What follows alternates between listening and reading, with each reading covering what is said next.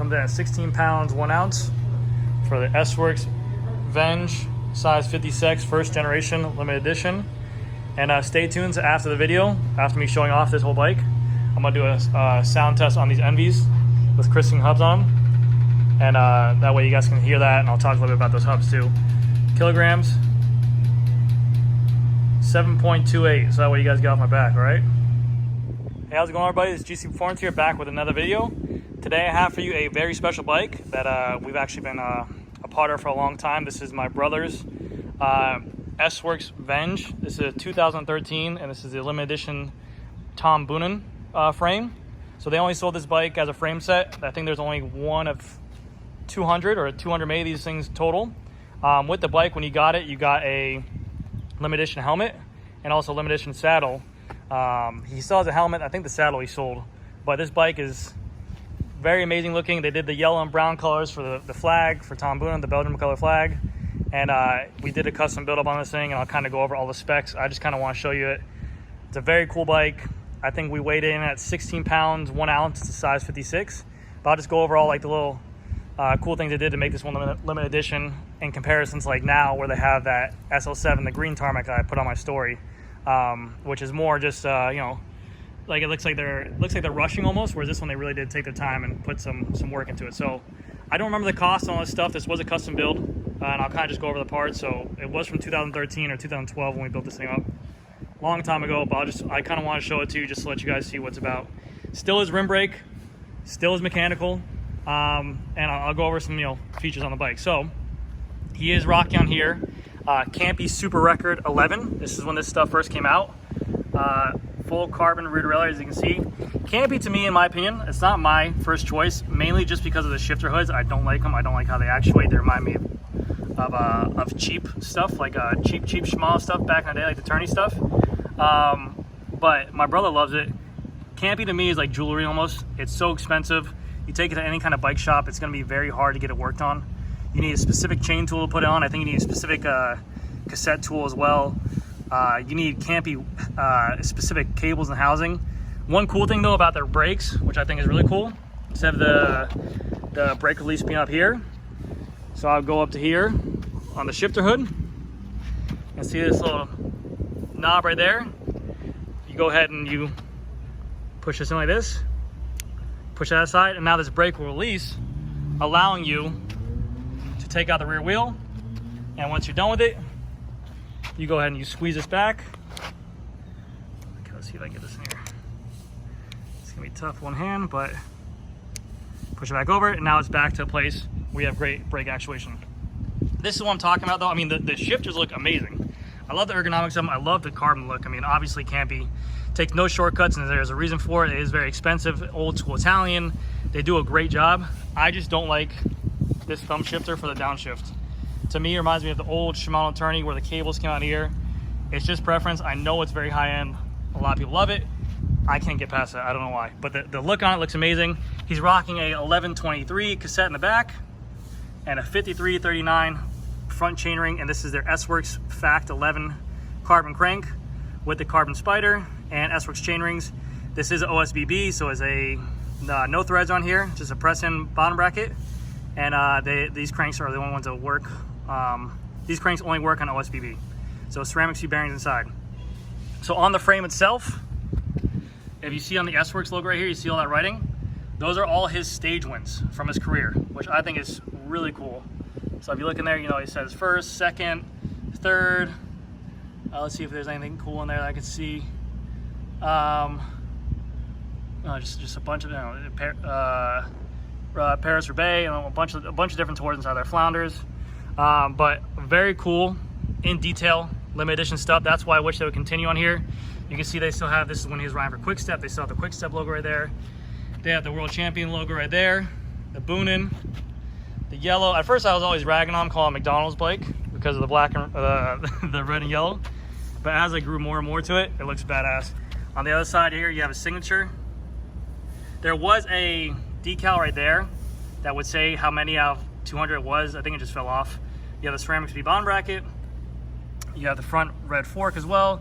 You have the yellow in the rear, but it looks very, very nice. So on here, we put on here the Zip VUCA bars. These are 44, and the stem he's rocking is a S-Works aluminum stem, 130 millimeter length, and he slammed it, of course. So this was their SL back in the day, the lightest stem. And then here is our bicycle generation top cap. This is actually etched into here. So, you know, a little bit of customization. That's what we used to do on all our personal bikes. I got the Supercaz bar tape on there. Looks beautiful.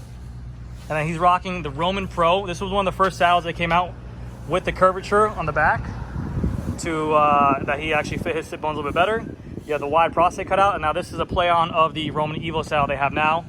The Pro saddle only comes with the carbon rails, and then I believe plastic top body. So now you'll see the Pro coming with a carbon body and titanium rails. Before you speak carbon rails, plastic body.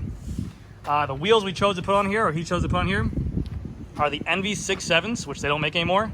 60 millimeters in the front, 7 millimeters in the rear. It's a staggered offset, which you're seeing more like the Rapids are doing now. They don't make these wheel sets anymore. I don't know why. Now they have like 4.5s and 7.8s and stuff like that. But he opted out for the Chris King hubs on here. And later on after this video, definitely check it out, because I'm going to show you what this Chris King hub is all about. These are ceramic bearings in here, but I'll show you what this hub can do. And if you watch my current video where we did the 54 tooth ratchet, this hub, when you pedal at higher end speeds, there's less pause engaging, and then as you start to slow down, more pause get engaged. So if you're climbing, you're going lower speeds, there's more pause there to help you engage. When you're at the top end speed, there's less pause there for less drag. So that is very cool technology, and you guys will hear that, and I'll show that into the video later on down the road. You have Enve skewers, you have your rim brakes for all your rim brake fanatics out there. I can see that there is a war going on that I did not know about. Me being so biased, or just being at a bike shop, I just went with whatever was new. And then on here, he has a 28 in the rear, which is very tight, as you can see. There's very minimal clearance, but there's a 28 in there. And then the front, we had to put a 26 because he had 28s on here, but it was hitting the top of that brake caliper. So marketing maybe, but yeah, you can tell bikes need to come more technology. They added the wider forks or wider rear stays to make it more susceptible for the wider tires.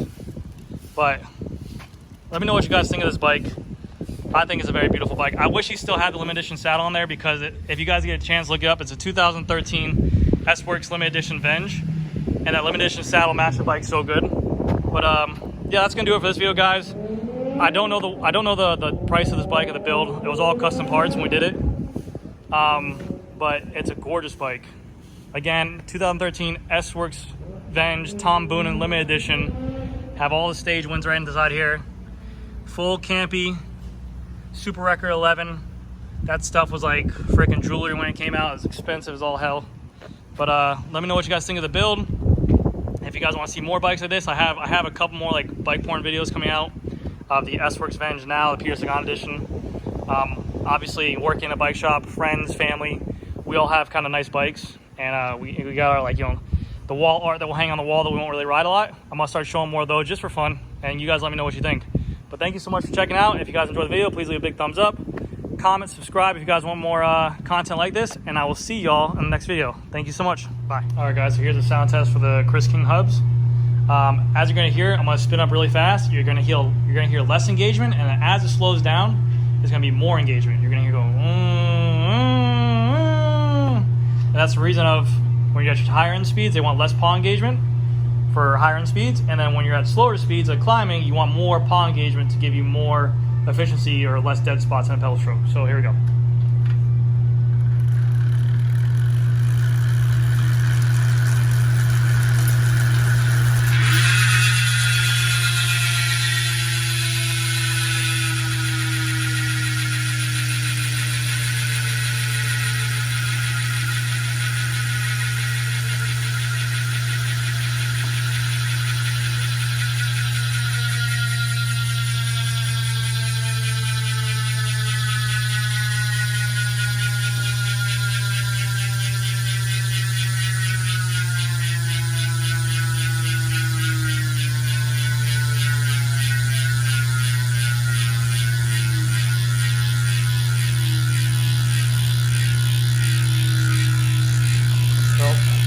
As you hear, there was less engagement on the higher end speeds, and then as it got lower, you heard it start to wind up a little bit more. which means that more paws are engaging. So that's gonna do it for this video, guys. Thanks so much for checking out, and I'll see you guys next one. Bye.